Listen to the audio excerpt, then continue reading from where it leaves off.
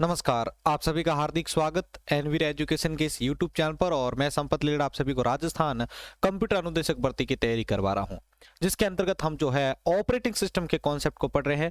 और आज operating system जो सब्जेक्ट चल रहा है उसकी लास्ट क्लास होने वाली है, जिसमें इन तीनों टॉपिक्स को मैं समझाने वाला हूं। तो ऑपरेटिंग सिस्टम की इस एंडिंग सीरीज के अंतर्गत आज हम जो है जॉब शेड्यूलर क्या है इसके बारे में जानने वाले हैं। Contiguous and non contiguous memory allocation क्या होते हैं इसके बारे में जानेंगे। साथ ही हम डायरेक्टरी स्ट्रक्चर क्या होता है इसके बारे में जानने वाले हैं। तो साथियों, अभी तक आपने हमारी सभी ओएस की क्लासें नहीं देखी है तो उनको जरूर देखिएगा, क्योंकि एग्जाम की दृष्टि से आपके लिए बहुत ज्यादा इंपॉर्टेंट है ये सारी क्लासें। तो इनको आप जरूर देखिए जाइएगा, ठीक है। और वीडियो अच्छी लगे तो अपने दोस्तों के साथ जरूर शेयर कीजिएगा। पहली बार चैनल के साथ जुड़े हैं तो जरूर उस चैनल को सब्सक्राइब भी कर दीजिएगा, ताकि आगामी जो नया कोर्स आपके लिए शुरू हो रहा है उसकी सूचना आपको तुरंत मिल सके, उसकी क्लासें मिल सके। ध्यान रखिए, आपके लिए जावा प्रोग्रामिंग जो है इस चैनल पर स्टार्ट की जाने वाली है। इससे पहले हमने Python, C++, DBMS, SQL, fundamental computer organisation और आर्किटेक्चर जो सब्जेक्ट्स हैं उनको हमने क्लियर करवा दिया है इस ओएस सब्जेक्ट के साथ। चलिए शुरू करते हैं इस क्लास को। तो सबसे पहले मैं बात करना चाहूंगा कि जॉब शेड्यूलर क्या होता है। जॉब शेड्यूलर क्या होता है उसके बारे में देखते हैं साथियों। तो जॉब शेड्यूलिंग एक प्रक्रिया है जिसमें ऑपरेटिंग सिस्टम के द्वारा बहुत सारे टास्क या जो कार्य होते हैं उनको करने के लिए सिस्टम रिसोर्स एलोकेट किए जाते हैं। और इस प्रक्रिया को पूरा करने के लिए जॉब शेड्यूलर प्रक्रिया को पूरा करना क्या कहलाता है, आपके जॉब शेड्यूलर। मतलब क्या होता है कि भाई यहाँ पर प्रोसेसेस बहुत सारी हैं, लेकिन उन सभी प्रोसेस को एक समान अनुपात में या उनको जो है जो रिसोर्स उसको जरूरत है उस रिसोर्स को उसको बांटना, इसको ये बांटना या इस रिसोर्स को इसको बांटना। तो यहां पर हम किसका यूज लेते हैं भाई, जॉब शेड्यूलर का यूज लेते हैं। अगर दूसरे शब्दों में कहा जाए तो एक जॉब शेड्यूलर कंप्यूटर एप्लीकेशन होती है जो जॉब के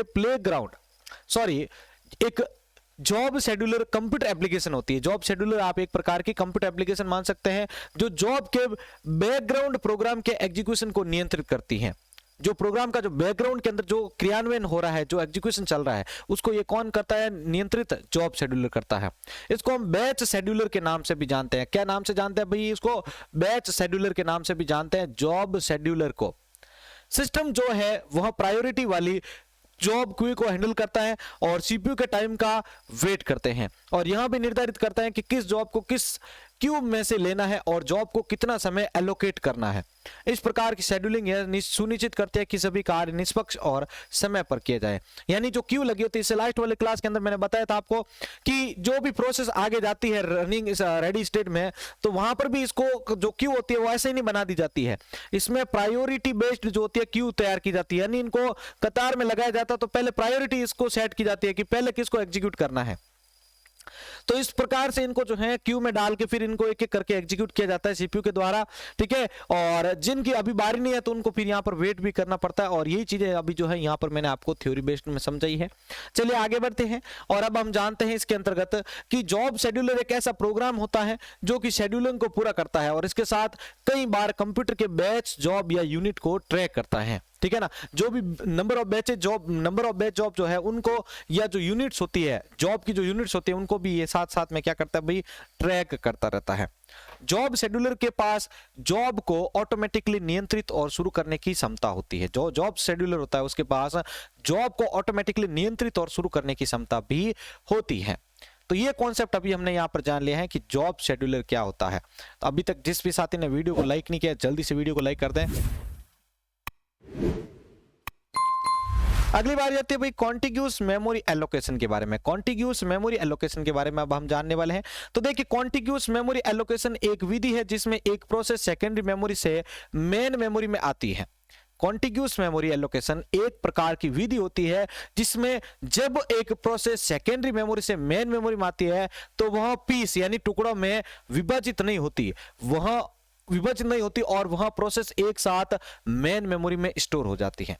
देखिए समझिए कि कॉन्टिग्यूस मेमोरी एलोकेशन के अंतर्गत हो क्या रहा है।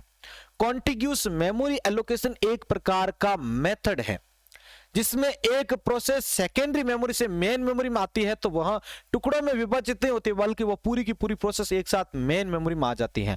देखिए, आपकी ये सेकेंडरी मेमोरी है, ठीक है। और इसमें कोई भी एक प्रोसेस, अब इसको हमें रैम में लाना है यानी मेन मेमोरी में लाना है। तो ऐसा नहीं है कि भाई छोटा सा टुकड़ा पहले आया फिर उसका, और ऐसा पीस अलग अलग नहीं आएंगे, वो एक प्रोसेस होती है पूरी की पूरी एक साथ यहां पर आती है।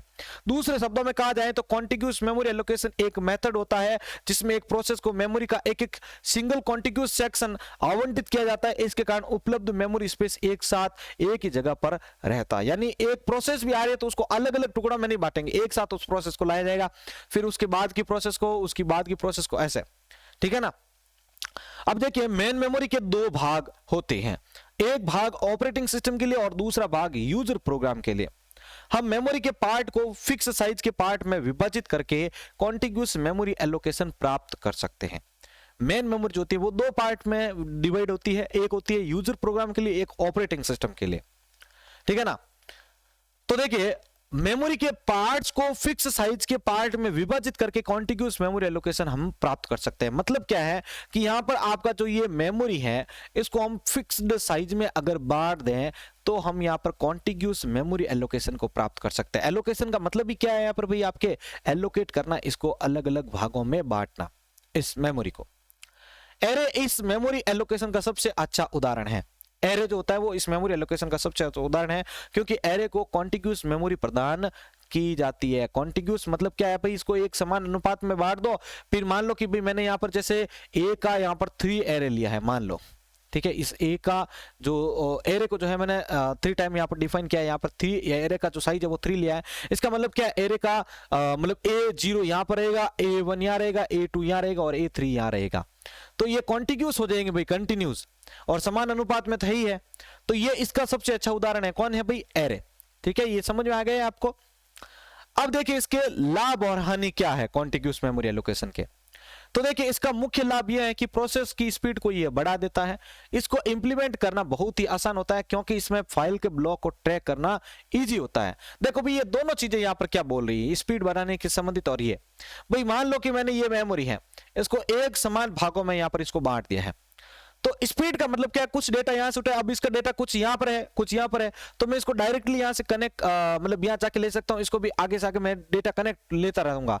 ये कॉन्टिग्यूस होगी। तो अगर नॉन कॉन्टिग्यूस होगी तो क्या होगा कि इसका डेटा कुछ यहां पड़ा है, कुछ यहां पड़ा है, ठीक है, और कुछ डेटा यहां पड़ा है, तो वो मेमोरी इसमें भी जाएगी, जांच तो करेगी वो कि है कि नहीं है। अब यहां मिला नहीं तो फिर वापस यहाँ के यहां लिया, यहां नहीं मिला यहां लिया, तो इसको टाइम लग जाएगा, तो स्पीड तो ऑब्वियसली धीरे हो जाएगी। अगला क्या होता है कि इसमें फाइल के ब्लॉक को ट्रैक करना इजी होता है। फाइल के ब्लॉक को ट्रैक कैसे है कि जैसे यहाँ पर कंटिन्यूस ले, इसमें कॉन्टिग्यूस का मतलब क्या है, कंटिन्यूस है। इसमें कुछ डेटा यहाँ पर है तो नेक्स्ट इसका इस एड्रेस पे है, नेक्स्ट एड्रेस पे और कुछ डेटा है, तो इसको ट्रैक करना फटाफट एकदम ईजी होता है। यह फाइल में रैंडम एक्सेस को सपोर्ट करता है, ठीक है ना। रैंडम एक्सेस मतलब ये डायरेक्टली चाहे तो भी किसी भी डेटा को डायरेक्टली ये एक्सेस कर सकता है। अब हानियां क्या है भाई इसके बारे में देखिए।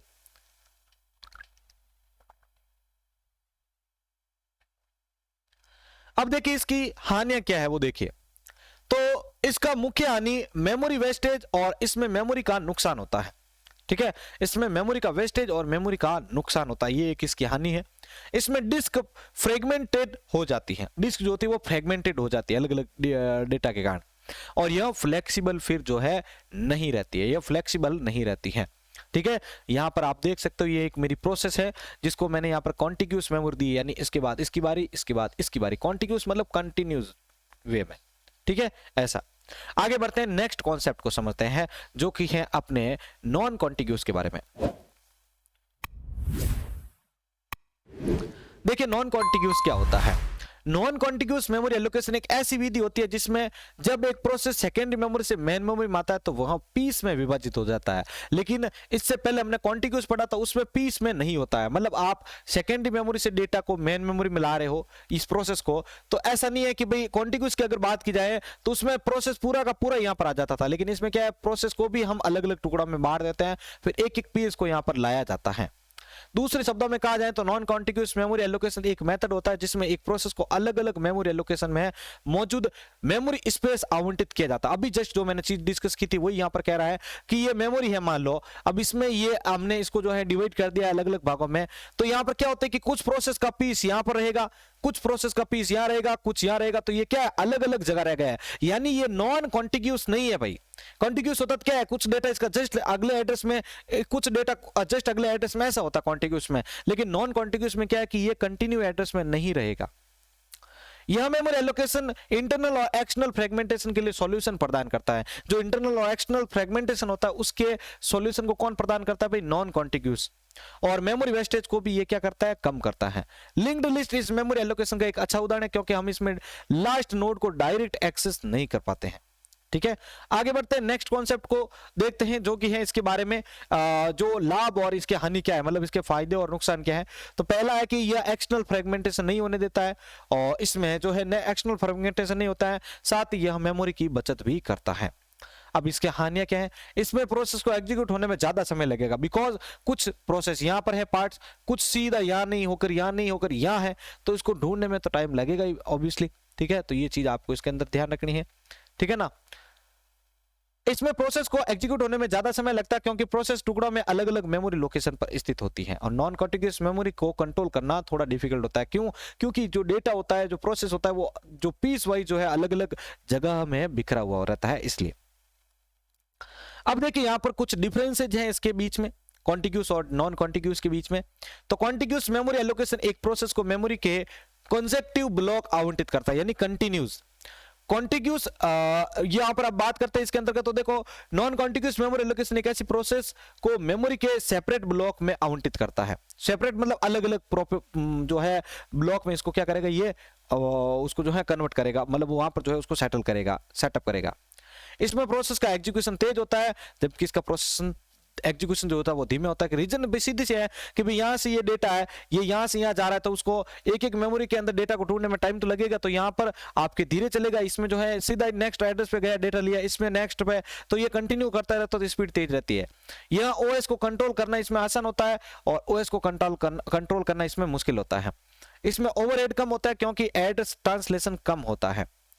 इसमें ओवरहेड ज्यादा होता है, क्योंकि एड्रेस ट्रांसलेशन ज्यादा होता है इसमें। ठीक है ना भाई, एड्रेस तो कंटिन्यूस रहते हैं, इसमें एड्रेस भाई अलग अलग जगह पर रहते हैं, तो ट्रांसलेशन में टाइम लगेगा। इसमें फ्रेगमेंटेशन होता है, इसमें फ्रेगमेंटेशन नहीं होता है। इसमें सिंगल पार्टीशन एलोकेशन और मल्टी पार्टीशन एलोकेशन क्या होते हैं, मल्टी पार्टीशन जो है वो जो एलोकेशन जो पॉइंट्स होते हैं वो इसमें क्या होता है, सम्मिलित होते हैं। इसमें पेजिंग और सेगमेंटेशन सम्मिलित रहता है। ठीक है ना, पेजिंग मतलब मेमोरी को जो है आप अलग अलग एक समान टुकड़ा में जो बांटते हैं वो होता है। ठीक है, इसमें मेमोरी का वेस्टेज होता है, इसमें मेमोरी का वेस्टेज नहीं होता है। यह इसमें स्वैपिंग इन प्रोसेस को, इसमें स्वैप्ड इन प्रोसेस को ओरिजिनल एरिया में रखा जाता है, इसमें स्वैप्ड इन प्रोसेस को मेमोरी में नहीं रखा जाता है। अब ये स्वैप क्या होता है कि भाई सेकेंडरी मेमोरी से मेन मेमोरी आप जो डेटा ला रहे हैं, तो उसका यूज होने के बाद वापस उसको लौटा रहे, तो डेटा लाना ले जाना, लाना ले जाना, ये प्रोसेस क्या कहलाता है भाई, आपके स्वैपिंग। अब आगे बात करते हैं डायरेक्टरी स्ट्रक्चर क्या होता है। ठीक है, अभी तक जिस भी साथी ने वीडियो को लाइक नहीं किया जल्दी से कर दीजिए भाई लाइक।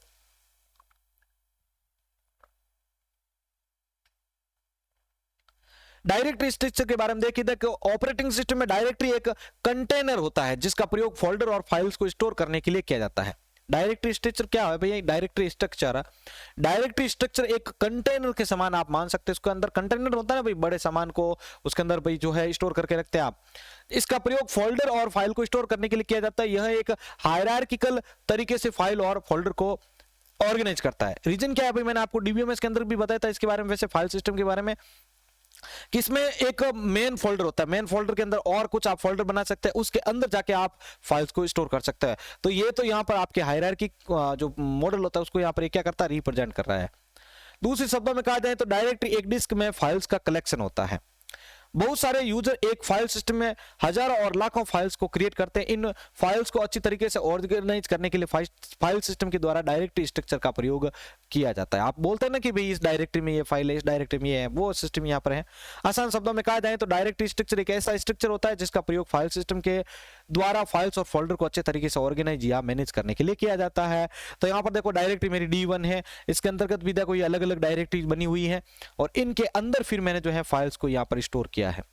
ठीक है, तो ये आपके किसको, हायरार्किकल मॉडल को भी रिप्रेजेंट कर रहा है। ठीक है, और इसी को हम क्या कहते हैं, डायरेक्टरी स्ट्रक्चर के नाम से जानते हैं। अब डायरेक्टरी स्ट्रक्चर के टाइप कौन कौन से हैं, ये कितने प्रकार के होते हैं। तो पहला होता है आपके single level directory structure. Single level directory structure मतलब जिसमें एक ही लेवल हो। ठीक है, तो देखो ये होती है आपके रूट डायरेक्टरी, और इसके अंतर्गत है आपकी फाइल्स। ठीक है। तो ये रूट डायरेक्टरी F1 है, इसके अंतर्गत फाइल्स है, F2 में, F3 और F4 के अंदर यहाँ पर फाइल्स है। तो देखिए सिंगल लेवल डायरेक्टरी स्ट्रक्चर के पास केवल एक डायरेक्टरी होती है जिससे हम क्या कहते हैं भाई, रूट डायरेक्टरी कहते हैं। इसमें रूट डायरेक्टरी के अंदर यूजर को सब डायरेक्टरी बनाने की अनुमति नहीं रहती है। अलग अलग यूजर के द्वारा क्रिएट की गई फाइल्स केवल रूट डायरेक्टरी में ही स्टोर रहती हैं, यानी इसके अंदर भी हम अलग से कोई डायरेक्टरी नहीं बना सकते हैं, सब डायरेक्टरी इसके अंदर नहीं बना सकते हैं। ये रूट डायरेक्टरी होती है, नहीं जो मेन डायरेक्टरी होती है वो होती है। अब इसके लाभ और हानि क्या है भाई सिंगल लेवल डायरेक्टरी के? पहला देखिए यह सबसे सरल डायरेक्टरी स्ट्रक्चर है और इसे इंप्लीमेंट करना भी बहुत आसान होता है क्योंकि एक ही लेवल होता है इसके अंतर्गत। यदि फाइल का साइज छोटा होता है तो इसने बहुत तेजी से सर्च किया जा सकता है और डायरेक्टरी स्ट्रक्चर में किसी फाइल को क्रिएट, अपडेट, डिलीट और सर्च करना बहुत ही इजी वे है। हानि क्या है भाई, इसमें दो फाइल का एक समान नेम नहीं हो सकता है। अगर किसी यूजर ने पहले से मौजूद फाइल के जैसा अपनी फाइल का नाम रखा है तो जो पुरानी फाइल होगी वह ऑटोमेटिकली इसमें डिलीट हो जाएगी। अगर डायरेक्टरी बहुत बड़ी होती है तो फाइल को सर्च करने में बहुत अधिक समय लगता है और इसमें हम समान प्रकार की फाइल को एक ग्रुप में नहीं रख सकते। समान प्रकार की जो फाइल्स होती है उसको एक ही ग्रुप में कंबाइन करके हम नहीं रख सकते हैं। अगला बात आता है अपना two level directory structure. Two level directory structure क्या कह रहा है भाई, इस डायरेक्टरी स्ट्रक्चर में एक यूजर रूट डायरेक्टरी के अंदर सीधे डायरेक्टरी को क्रिएट कर सकता है। रूट डायरेक्टरी के अंदर एक और क्रिएट डायरेक्टरी होती है, सब डायरेक्टरी जो होते हैं वो क्रिएट कर सकता है, परंतु यूजर उस क्रिएट की गई डायरेक्टरी के अंदर सब डायरेक्टरी को क्रिएट नहीं कर सकता है। सब डायरेक्टरी जो होती है उसको क्रिएट इसके अंतर्गत नहीं कर सकता है। भाई एक बार तो आपने क्रिएट कर दी, उसके बाद आप उसके अंदर नहीं जा सकते हैं। तो भाई मैंने इस डायरेक्टरी के अंदर एक ही तो बनी, अब उसके आगे मैं नहीं बना पा सकता। टू लेवल डायरेक्टरी स्ट्रक्चर के द्वारा प्रत्येक यूजर अपनी खुद की डायरेक्टरी को क्रिएट करके फाइल्स को स्टोर भी कर सकता है। तो यहां पर आप देख सकते हो एक डायरेक्टरी के अंदर मैंने सब डायरेक्टरी बनी और इसमें ये फाइल्स को स्टोर भी करवाया है। अब इसके क्या लाभ और हानि है समझिए। पहला देखिए, हमें इसमें हम पूरा पाथ दे सकते हैं, जैसे यूजर नेम उसके अंतर्गत हम डायरेक्टरी करना है, इसमें हमें फाइल का सेम नेम दे सकते हैं परंतु डिफरेंट डायरेक्टरी में। डिफरेंट डायरेक्टरी मतलब अलग अलग डायरेक्टरी में। पाथ नेम और यूजर ग्रुपिंग के कारण इसमें फाइल को सर्च करना आसान हो जाता है। हानियां क्या क्या है भाई इसमें यूजर दूसरे यूजर के साथ फाइल को शेयर नहीं कर सकता। एक यूजर जो होता है वो दूसरे यूजर के साथ फाइल को शेयर नहीं कर सकता है। यह बहुत ज्यादा स्केलेबल है क्योंकि एक ही प्रकार की फाइल को एक ग्रुप में नहीं रखा जा सकता, इसके अंतर्गत अलग अलग डायरेक्टरी में आपको रखना पड़ेगा। अगली बात आती है आपके थ्री डायरेक्टरी स्ट्रक्चर, ठीक है ना, ट्री डायरेक्टरी स्ट्रक्चर है सॉरी। इसमें रूट डायरेक्टरी को छोड़कर प्रत्येक डायरेक्टरी या फाइल्स के पास केवल एक पेरेंट डायरेक्टरी होती है और यह टू लेवल डायरेक्टरी की कमियों को दूर करता है। हम इसमें एक समान प्रकार की फाइल को ग्रुप में रख सकते हैं, लेकिन इससे पहले वाले जो भी डायरेक्टरीज के स्ट्रक्चर के पढ़ा था हमने उनके अंदर नहीं रख सकते हैं। एक ट्री स्ट्रक्चर सबसे ज्यादा प्रयोग किया जाने वाला डायरेक्टरी स्ट्रक्चर होता है। ट्री के पास रूट डायरेक्टरी होती है और सिस्टम में प्रत्येक फाइल्स के साथ एक यूनिक पाथ भी होता है। अब ये देखिए डायरेक्टरी है, इसके अंदर मैंने यहाँ पर सब डायरेक्टरी क्रिएट की है। अब इसके अंदर मैंने जो है इनको ग्रुप करके इन फाइल्स को रख सकता हूँ, ठीक है, मैं ग्रुप करके इसके अंदर फाइल्स को रख सकता हूँ, लेकिन इससे पहले वाला में ये मुझे अनुमति नहीं थी रुकने की। अब देखिए इसके लाभ और हानियां क्या है। इसमें हमें पूरा पाथ नाम, इसमें हम जो है अपने पूरे पाथ नाम को दे सकते हैं। यह बहुत ज्यादा स्केलेबल होता है क्योंकि हम इसमें समान प्रकार के फाइल्स को ग्रुप में रख सकते हैं। एक समान प्रकार के फाइल्स को ग्रुप में रखा जा सकता है। इसमें नेम कोलिजन बहुत कम होता है, नाम कोलिजन जो होता है वो बहुत ही कम होता है। इसमें सर्चिंग बहुत आसान होता है क्योंकि हम एब्सोल्यूट पाथ के अलावा रिलेटिव पाथ का भी इसके अंतर्गत यूज कर सकते हैं। नुकसान देखिए, फाइल्स को शेयर नहीं किया जा सकता। इसमें भी यह एफिशिएंट नहीं होती क्योंकि किसी फाइल को एक्सेस करने के लिए बहुत सारी डायरेक्टरीज में इसमें हम जाने पड़ते हैं हमें। इसमें प्रत्येक फाइल हायरार्किकल मॉडल में फिट नहीं बैठती, इसलिए हमें फाइल्स को बहुत सारी डायरेक्टरी में सेव करना पड़ता है। अगले देखिए आपके acyclic graph directory structure. Acyclic graph directory structure क्या होता है? एसाइक्लिक ग्राफ एक ऐसा ग्राफ होता है जिसमें साइकिल नहीं होती है और इसमें सब डायरेक्टरी और फाइल्स को शेयर भी नहीं किया जा सकता है। इस डायरेक्टरी स्ट्रक्चर में एक डायरेक्टरी की बहुत सारी पेरेंट डायरेक्टरी भी बनाई जा सकती है, ठीक है ना। हायरार्की मतलब एसाइक्लिक, इसके अंतर्गत क्या होता है कि भाई इसमें हम ऊपर से ऊपर एक और जो है डायरेक्टरी क्रिएट कर सकते हैं।